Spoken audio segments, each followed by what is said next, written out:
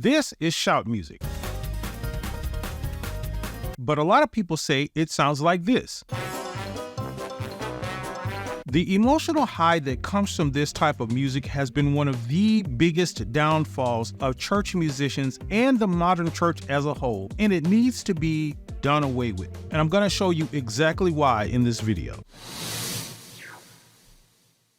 So, shout music is nothing new at all. It's been around pretty much since the beginning of church music. But in the last few decades, it's not only gotten a lot faster in tempo, and all of these fancy licks, riffs, and runs and chord changes and all of that have been incorporated in it, but it's also become like one of the de facto things that a lot of church people use as a sort of gauge or measure of whether or not the church service is good or not. And a lot of preachers and pastors have the sole intent to come in and stir up the pot and invoke this sort of emotional moment in the service where everybody starts shouting and the shout music plays and people are running around the church and all of that. And many of them do this at the expense of teaching or preaching any sort of message with substance. Like, a lot of them don't even study what they're going to speak about anymore.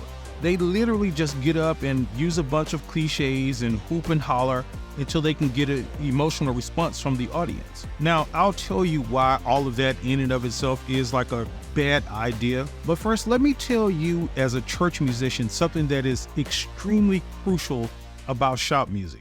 So for the longest time, being able to play shout music and really being able to play it well is something that has been held in sort of a really high regard among church musicians. Church musicians literally use being able to play shout music as a sort of gauge or barometer of whether or not another musician is good or can play or not. You show up somewhere and get on somebody's keys, organ, bass, drums, or guitar, or whatever, and the first thing the people around you are going to do is ask you to play a shout or a bump, as it's affectionately known. And they will literally sit there and judge and critique you for how many chords you can put in it, riffs, runs, and licks, and all of the modern stuff and the key changes and all of that. And oh my God, if it's a lot of church musicians there, they all fighting and waiting their turn to get on the instrument so they can show off what they can do. And in addition to what I'm about to tell you as to why this whole shout music thing is bad for the church as a whole overall, it's particularly bad in the sense that I'm mentioning it here for church musicians. And here's why. There are so many other things that are really important and crucial to a church musician and what he or she can and should be able to play. How about being able to play the congregational songs and hymns correctly? How about being able to play the choir and praise team songs effectively without overplaying? How about, instead of speeding everything up, being able to keep time? Drummers, how about not suddenly changing the root note to a 5 when it's supposed to be a 1? Bass players, and hey, keys players, how about being able to play efficiently in all keys instead of reaching for that transpose button? And the really bad part about all of this is that you got a lot of up and coming church musicians who are kind of just getting in the game, and even some veteran musicians feeling like they aren't good and they can't play because they don't know how to do all of the fancy runs or just play shout music, in general, like in the modern way that people do it. So using this being able to play a shout thing as a barometer or gauge, you're isolating a lot of what would be otherwise great musicians for this like really unnecessary thing. Now I'm about to share something that's really, really important. But right before we get to that, if you're getting value out of this video, or if you've gotten value out of any of my videos on this channel, I need you to do me a quick favor. I am on a mission to grow this YouTube channel to 100,000 subscribers this year and make this channel the most valuable resource for musicians just like you. So just do me a quick favor and subscribe to the channel, and I really appreciate it. Okay, listen to me closely. The church is losing.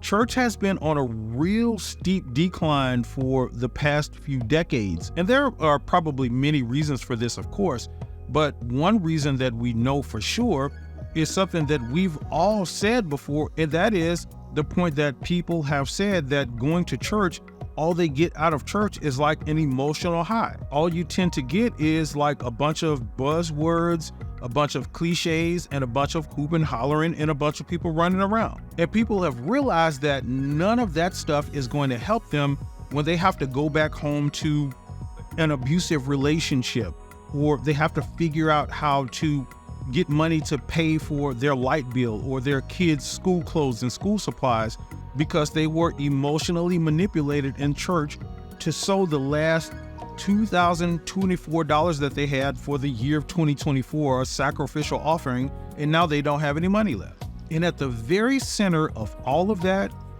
is shout music. Now, I should clarify here and say that there may be a time and place for shout music and all of that, and I do recognize that in a lot of cases, it's just a part of like particular denominations and what they do and all of that. But it's kind of like saying that going to a casino and gambling and betting is just something to do for fun.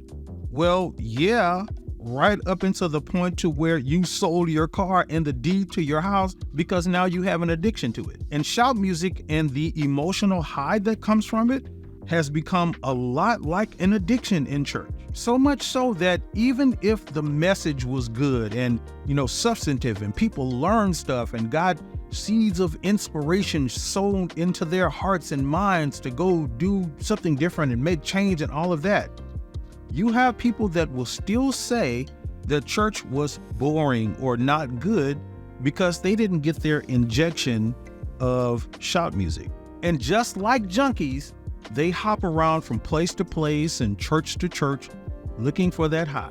And this is something that not a lot of people talk about, but this whole shouting thing can not only be embarrassing to people, it can also be dangerous. I've been in church services and have seen the typical thing of, a woman shouting and her wig fly off her head and all of that. I've seen women on the floor with short dresses on and no panties, and seen kiddie shots because they were, on the floor. Now their business is all out in the street and all of that. But I've also seen stuff like people hitting their heads on the pew, while shouting and all of that stuff and really hurting themselves, and people tripping and falling and hurting themselves from running around the church at top speed. And I've even seen little kids get trampled on from a lot of that stuff, all in the name of getting that emotional high. Now look, I know you may like shout music and all of that, and that's cool. But one of the things that I always say is nothing changes if nothing changes. And one of the biggest mistakes that churches make is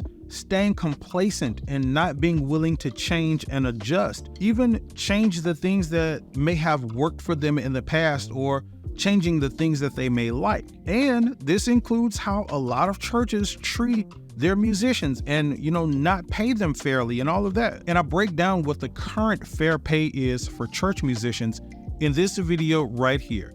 So make sure you head over and check it out right now.